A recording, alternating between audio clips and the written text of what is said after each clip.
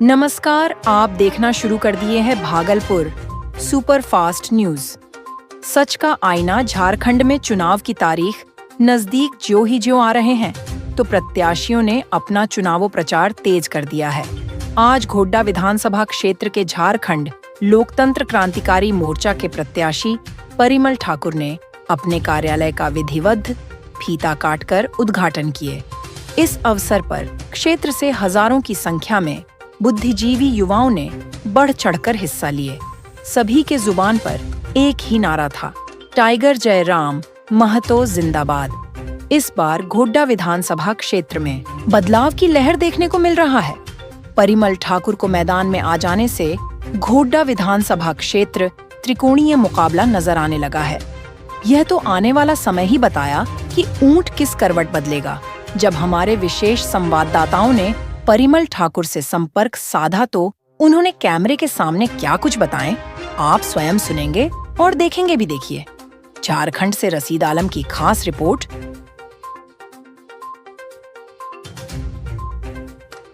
Superfast news में sir आपका स्वागत है। अब सर सरकारी सेवा में भी रहे और आपको कहां से उत्पन्न जगह की जनता के बीच जाके, जब सरकारी सेवा में भी थे तो आप जनता की सेवा करते थे और उससे बीआरएस लेकर आपने घोड्डा विधानसभा को चुना और यहाँ पे जनता के बीच आने का प्रयास किया, उनके सेवा करने का। देखिए, मैं तो झारखंडी हूँ।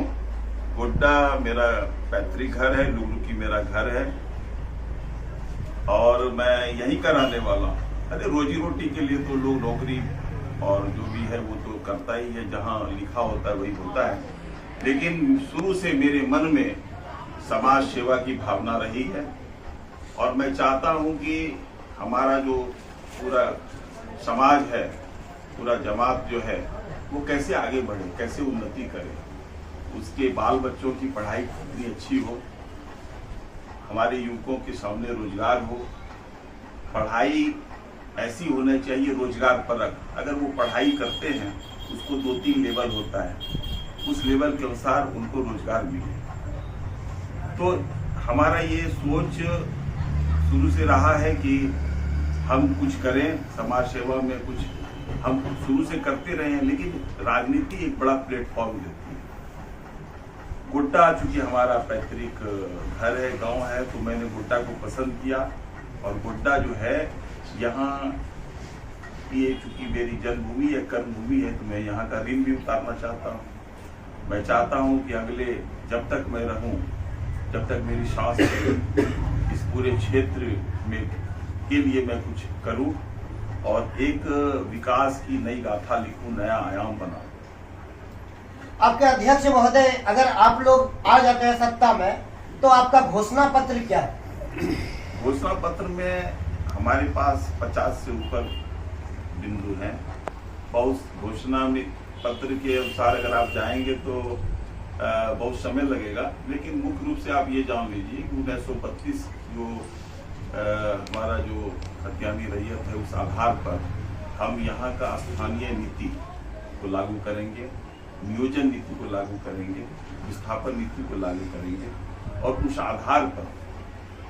आधार पर यहाँ जो है सरकारी नौकरियां जो हैं, जो आज झारखंड सरकार में 3 लाख से ऊपर वैकेंसी पड़ी हुई है और ये सरकार, निकम्मी सरकार जो 5 लाख का वादा की थी, उसको ये पूरा न करते हुए 20-25 हजार युवकों की बहाली मात्र कर सके।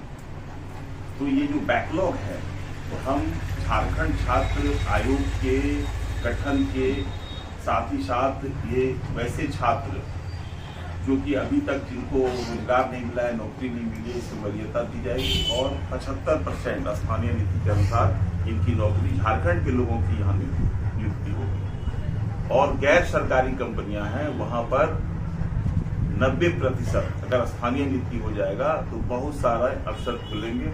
जो बाहर से लोग हैं, जो बाहर से लोग आए हुए हैं, वो यहाँ से उनको बाहर जाना पड़ेगा और यहाँ के लोगों को पहले प्रेफरेंस मिलेगा।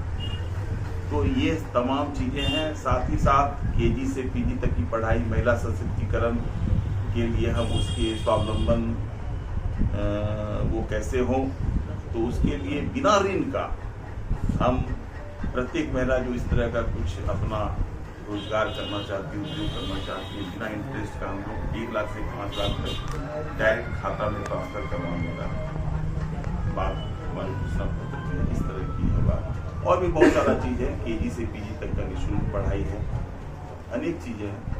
कृषि नीति को हम मजबूत करेंगे, हम किसानों के लिए क्या क्या अच्छा हो सकता है, हाँ बहुत सारा चीज़ है। इसके अलावा तो हम तो ये चाहते हैं कि गोड्डा में आज एक कोल्ड स्टोरेज नहीं है, एक अच्छा महिला कॉलेज नहीं है, वो सरकारी अभी तक नहीं हो सका। ये सब बहुत बिंदु हैं। अगर आप जीत जाते हैं, अंतिम सवाल है आपसे, अगर आप जीत जाते हैं तो गोड्डा विधानसभा क्षेत्र वासियों के लिए नया क्या लेकर आएंगे? देखिए, मैं अगर जीत जाता हूँ तो जिस तरह की शरीर में 2 पैर है, आपको ये बैलेंस देता है। तो एक जो क्षेत्र में जो अंदरूनी हिस्सा है हमारे क्षेत्र का, जो आंतरिक हिस्सा है, जो ग्रामीण इलाका है, वहाँ बहुत सारी कमियां हैं। पहले उसमें हम बुनियादी चीज को उपलब्ध कराएंगे, साथ ही साथ स्वास्थ्य केंद्र जो मायने रखता है, और इमरजेंसी के समय जब लोग बीमार पड़ते हैं और उस समय जो है ये इमरजेंसी सेवा उनको कैसे तुरंत उपलब्ध हो, उनकी जान बचाई जा सके, इस पर बहुत कारगर ढंग से बात करनी होगी। और हम